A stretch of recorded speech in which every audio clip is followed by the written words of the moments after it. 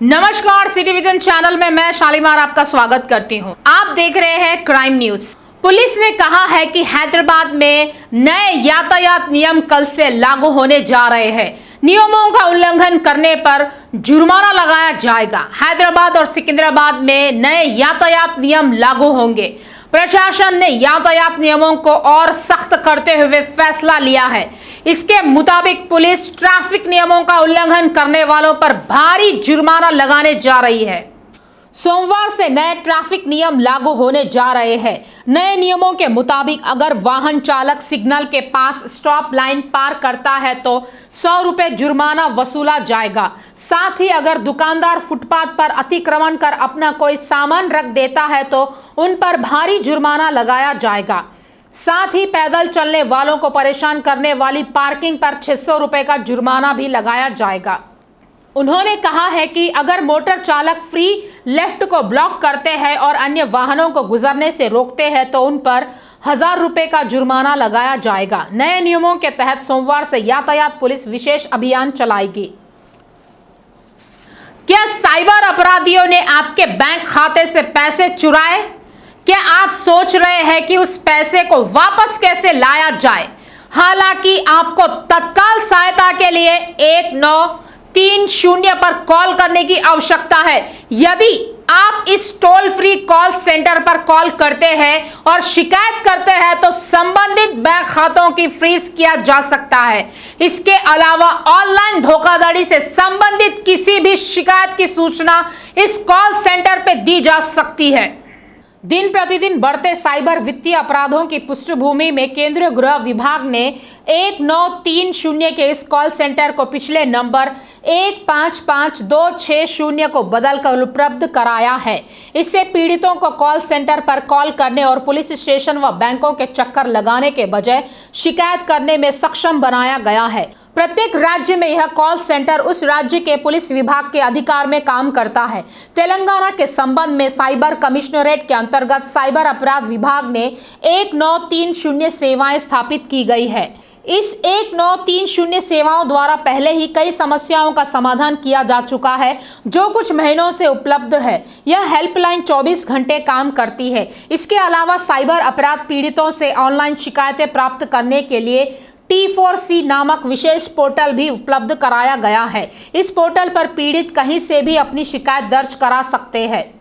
अनुमान है कि पिछले 8 महीनों में 3 पुलिस आयुक्तालय की सीमा में साइबर धोखाधड़ी के 4500 से 5000 मामले दर्ज किए गए हैं। पिछले साल की तुलना में इस साल 40 से 50% मामले बढ़ने की आशंका जताई गई। साइबर क्राइम के ACP KVM प्रसाद का कहना है कि जालसाजों का मकसद दूसरों के डर और उम्मीद को भुनाना होता है। साइबराबाद साइबर क्राइम के ACP G श्रीधर ने बताया है कि आसान तरीके से पैसा मिलने के भ्रम में ज्यादातर लोग जाल में फंस जाते हैं। जैसे ही आपको पता चले कि आपको ठगा गया है, आप 100 और 1930 पर कॉल करें और शिकायत दर्ज करें। काम भावना से आंखें अंधी होने वाले दुष्कर्म के 2 मामले पर कोर्ट ने सुनवाई की। कोर्ट ने आरोपी को 30 साल कैद की सजा सुनाई।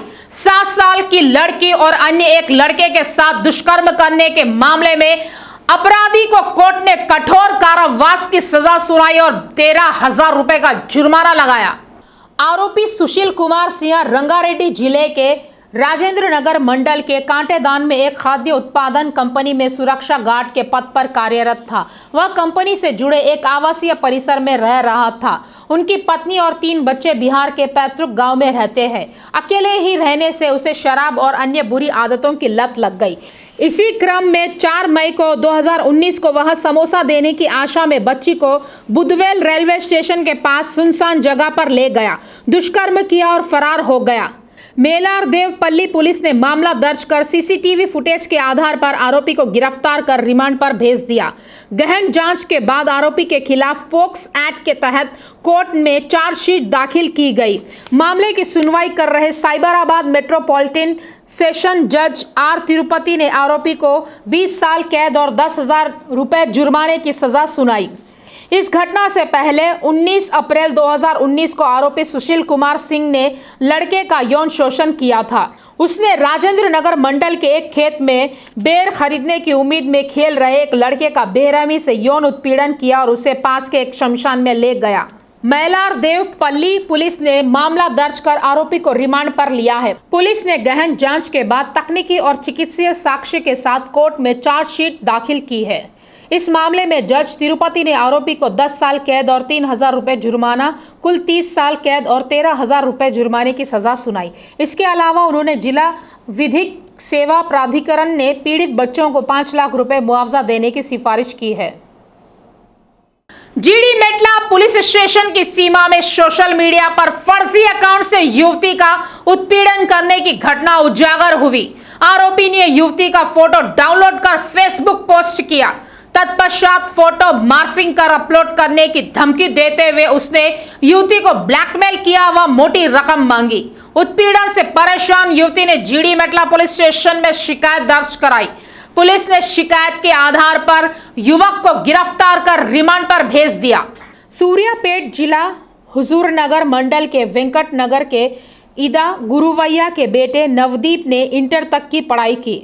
उसकी मुलाकात एक दोस्त से हुई जो शहर में एमसेट शॉर्ट टर्म कोचिंग के लिए आया था। उसके जरिए नवदीप की मुलाकात एक 19 साल की लड़की से हुई। उसने परिचय को प्यार में बदलने की कोशिश की लेकिन असफल रहा। युवती से नाराज नवदीप ने रंजिश पाल रखी। उसने लड़की के फोन में व्हाट्सएप ऐप स्टेटस पर लगा फोटो डाउनलोड किया। तत्पश्चात उसने फोटो को मार्फ कर दिया और नग्न तस्वीरें जोड़ दी और उसी फोटो को अपने फेसबुक अकाउंट के जरिए लड़की को भेज दिया और लाखों रुपए की मांग की। तकनीकी के जरिए आरोपी की पहचान की गई। गिरफ्तार कर रिमांड पर भेजा गया। सीआई ने कहा है कि प्रताड़ित करने वालों के खिलाफ शिकायत के आधार पर कार्रवाई की जाएगी। शहर के दिलसुख नगर में ड्रग माफिया ने पुलिस को चकमा दिया। मलकपेट ट्रैफिक पुलिस राजीव चौक पर ड्रंक एंड ड्राइव अभियान चला रही थी। इस दौरान पुलिस ने 2 व्हीलर को रोका व ब्रीथ एनालाइजर से टेस्ट करने की कोशिश की। इस बीच उसने पुलिस के साथ बहस की। इससे पहले कि वह कुछ समझ पाता उसने अपने कपड़े उतार दिए। तत्पश्चात गाली गलौज करने लगा। इससे ट्रैफिक पुलिस बौखला गई। उन्होंने शराबी को समझाने का प्रयास किया लेकिन उसने उनकी एक न सुनी। इस पर पुलिस ने शराबी के परिवार के सदस्यों को जानकारी दी। हालांकि वाहन जब्त कर लिया व उसे छोड़ दिया गया। कहा जा रहा है कि ऐसा तब हुआ जब पुलिस ने उसे उकसाने की कोशिश की। बंजारा हिल्स पुलिस स्टेशन की सीमा में वासना भरे पिता ने अपनी छोटी बेटी का यौन शोषण करने का प्रयास किया। पुलिस को मिली जानकारी के अनुसार पीड़िता बंजारा हिल्स में रहती है। पीड़िता का पिता मकसूद हुसैन फुटपाथ पर छोटा व्यापार कर अपनी आजीविका चलाता है। पिछले 1.5 साल से माता पिता अलग अलग रह रहे हैं। पीड़ित लड़की पिछले 3 महीनों से उदास रह रही थी। उसकी हालत देख मां ने उससे पूछताछ की। इस पर उसने अपने साथ किए जा रहे उत्पीड़न की शिकायत की। उसने बताया कि उसके पिता मकसूद हुसैन ने उसके साथ दुर्व्यवहार व यौन उत्पीड़न की कोशिश की। लड़की की शिकायत सुनने के बाद पीड़िता की मां ने बंजारा हिल्स पुलिस स्टेशन में शिकायत दर्ज कराई। पुलिस ने मामला दर्ज कर लिया है और जाँच कर रही है। बताया जा रहा है कि पुलिस ने आरोपी को गिरफ्तार कर लिया है। शमशाबाद एयरपोर्ट पर एक बार फिर सोना पकड़ा गया। कस्टम अधिकारियों ने एयरपोर्ट पर चेकिंग के दौरान यात्री शेख रहाना के पास से सोना जब्त कर लिया।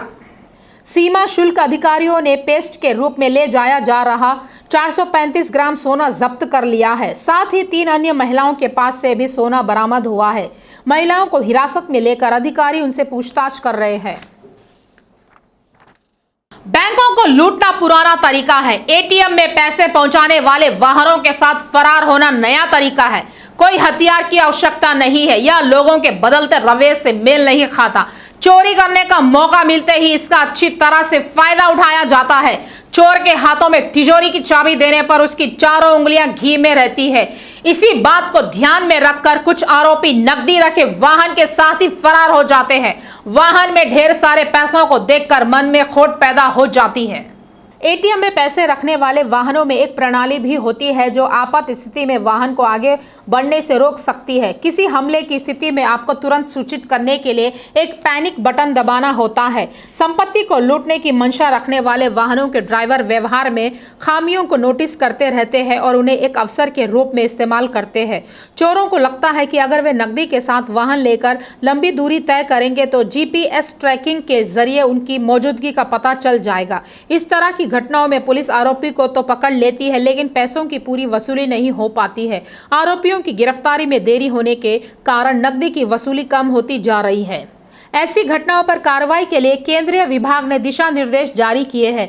वाहन के साथ ड्राइवर और सिक्योरिटी गार्ड दोनों के अलावा कम से कम 2 प्रशिक्षित सशस्त्र गार्ड होने चाहिए। गार्डों को काम पर रखने के दौरान उनकी पृष्ठभूमि और व्यवहार की जांच करना अनिवार्य है। यह पता चला है कि चयन के समय उन्हें प्रशिक्षण देने के अलावा उन्हें हर 2 साल में पुनश्चय प्रशिक्षण दिया जाना चाहिए। केंद्रीय गृह विभाग ने कहा है कि नकदी ले जाने वाले वाहनों की आवाजाही पर नजर रखने के लिए नियंत्रण कक्ष में जीपीएस सुविधा लगाई जाए।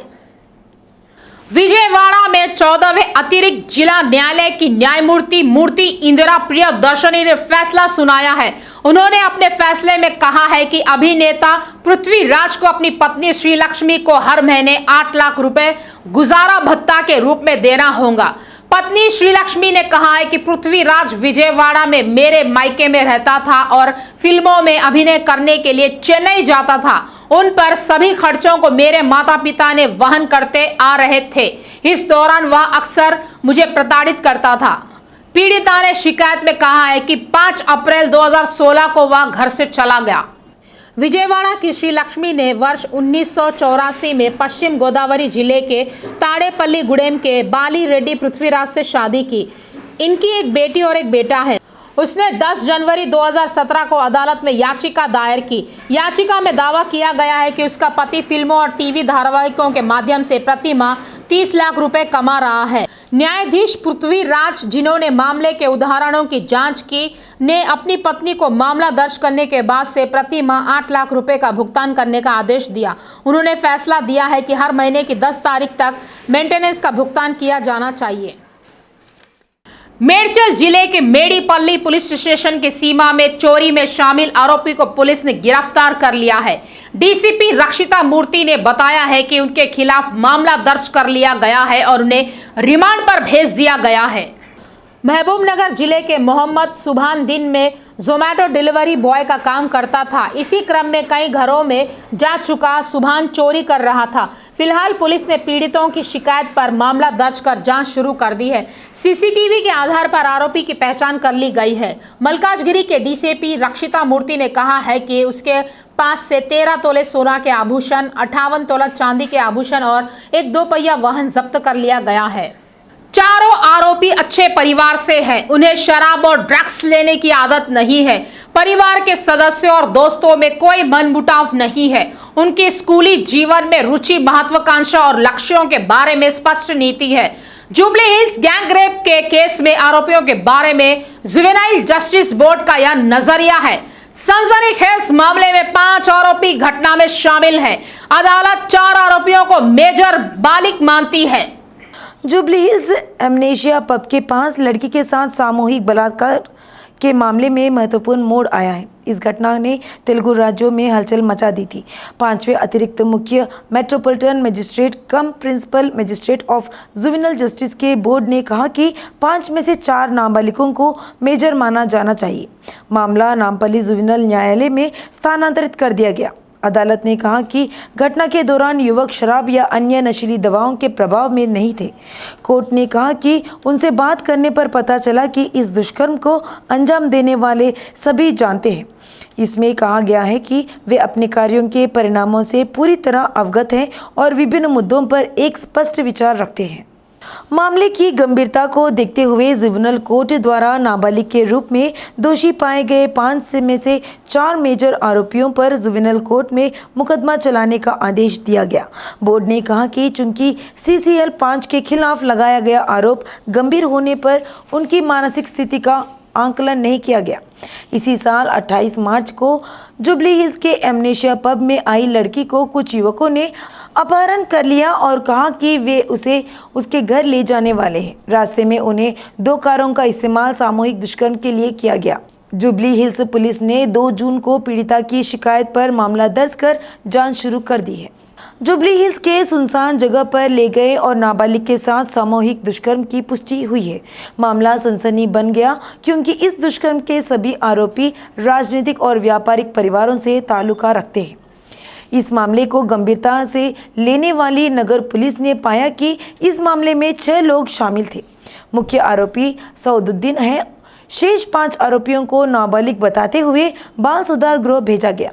मामले की गंभीरता को देखते हुए पुलिस ने मामले में शामिल 5 आरोपियों को मेजर मानने की बिना पर जुवेनाइल बोर्ड का दरवाजा खटखटाया। इस पृष्ठभूमि में जुवेनाइल कोर्ट ने 5 आरोपियों की मानसिक, शारीरिक और पारिवारिक स्थितियों की जांच की है। Hyderabad institute of mental health ने भी मनोचिकित्सकों की मदद ली। मनोवैज्ञानिकों और अन्य लोगों ने आरोपियों से बात की। मनोवैज्ञानिकों और बोर्ड के सदस्यों ने अपनी रिपोर्ट अलग से जुवेनाइल कोर्ट को सौंपी। उन्हें ध्यान में रखते हुए बोर्ड ने इसे किशोर न्यायालय में स्थानांतरित कर दिया। अगर जुवेनाइल बोर्ड द्वारा दोषी ठहराया जाता है तो अधिकतम सज़ा 3 साल होगी। अब मामले को जुवेनाइल कोर्ट में स्थानांतरित कर दिया गया है और जहां सुनवाई की जा रही है उस अदालत में दोषी पाए जाने पर 20 साल तक की सज़ा हो सकती है। Crime news up to date के लिए देखते रहिए सिटी विजन लाइव। जुर्म से जंग जारी है, सतर्क रहने की अब हम सबकी बारी है। सतर्क रहिए, सुरक्षित रहिए। जय हिंद।